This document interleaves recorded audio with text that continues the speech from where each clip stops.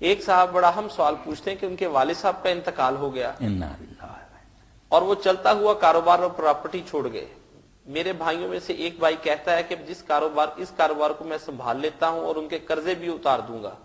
آپ باقی بھائی صرف پراپرٹی میں حصے دار ہو، تو کیا ایسی صورت میں یہ ذمہ داری سب بھائیوں سے ختم ہو کر اس کے سر پر ڈال دی جائے اور پراپرٹی کے بیچ میں کے حصے کر لیے جائیں؟ ایسی صورت میں کیا ان کا قرضہ بھی معاف ہو جائے گا یا نہیں؟ اصل میں تو سب بچوں پر عائد ہوتا ہے کہ ان کے قرضے ادا کریں، ہر شے میں سے حصہ لیں، پراپرٹی پین سے اور باقی چیزوں میں.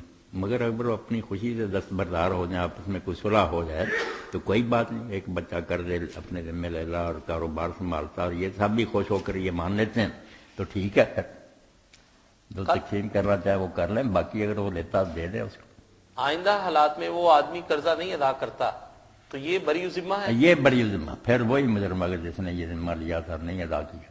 صحیح. مولانا صاحب بہت شکریہ، آپ نے سوالوں کے جواب دیے. اسی کے ساتھ ہم اپنا پروگرام ختم کرتے ہیں. وآخر دعوانا ان الحمدللہ رب العالمین. جزاک اللہ. الحمدللہ رب العالمین والصلاۃ والسلام علی رسول الامین. آمین.